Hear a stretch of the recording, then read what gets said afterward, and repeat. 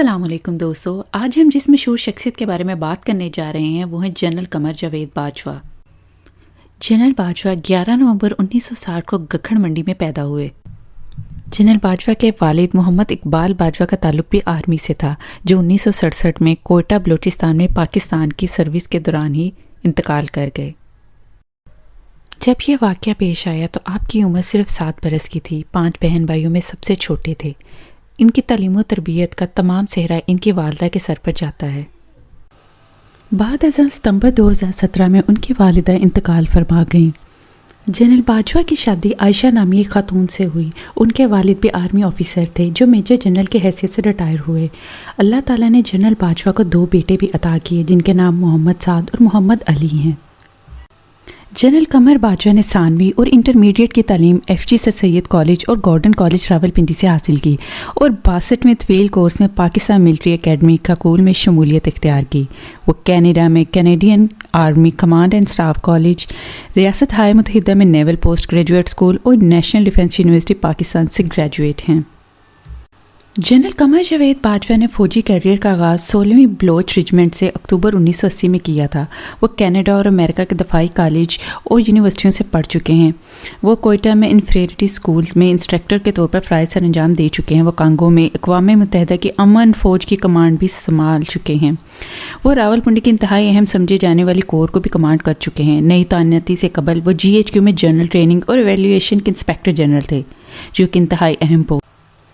General Qamar Javed Bajwa نے حال ہی میں ان تربیتی مشقوں کی خود نگرانی کی جو لائن آف کنٹرول کے اطراف کشیدگی وجہ سے کی جا رہی تھیں۔ ان مشقوں کا معائنہ سبق دوش ہونے والے آرمی چیف جنرل رحیل شریف نے بھی خود کیا تھا۔ کیا آپ جانتے ہیں کہ جس بلوچ ریجمنٹ میں قمر جاوید باجوہ نے کمیشن حاصل کیا، اسی یونٹ کی کمانڈ ان کے مرحوم والد نے 1960 کی دہائی میں کی تھی۔ سن 2016 جنرل قمر باجوہ کے لیے انتہائی اہم ثابت ہوا۔ نومبر 2016 میں باجوہ کو 4 اسٹار جنرل کے عہدے پر ترقی دی گئی اور اس وقت کے وزیر اعظم نواز شریف نے انہیں پاک فوج کے 16ویں چیف آف آرمی اسٹاف کے طور پر مقرر کیا۔ یہ خیال کیا جاتا ہے کہ باجوہ کے جمہوریت نواز ٹریک ریکارڈ اور خیالات نے COS کے عہدے پر ان کی تقرری میں اہم کردار ادا کیا۔ جناب آپ کو بتاتے جائیے، COS کا مطلب ہوتا ہے chief of army staff.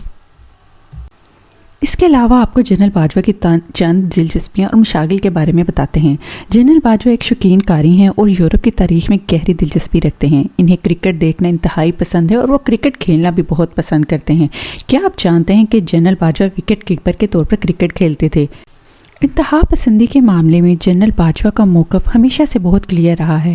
General Qamar Javed Bajwa مبینہ طور پر ہندوستانی قومی منظر نامے میں ہونے والی تازہ ترین پیش رفت کے بارے میں خود کو اپڈیٹ رکھنے کو ترجیح دیتے ہیں۔ انہوں نے شدت پسندی کو دہشت گردی کے لیے ایک اہم محرک قرار دیتے ہوئے اس کے تمام مظاہر میں اس سے لڑنے پر توجہ مرکوز کی ہے۔ انہوں نے اپنے ہم وطنوں بالخصوص نوجوانوں کو انتہا پسندی سے لڑنے کا مشورہ دیا ہے۔ تو دوستو، یہ تھے جنرل باجوہ کے بارے میں چند اہم حقائق۔ امید کرتی ہوں یہ سب آپ کو بہت پسند آئے ہوں گے۔ اپنی آراء کے بارے میں اظہار کے لیے کمنٹ باکس میں بتانا مت بھولیے گا۔ چینل کو سبسکرائب کیجئے اور بیل آئیکن کو ہٹ کیجئے تاکہ لیٹسٹ ویڈیوز کی اپڈیٹس آپ کو ملتی رہیں۔ شکریہ، اللہ حافظ۔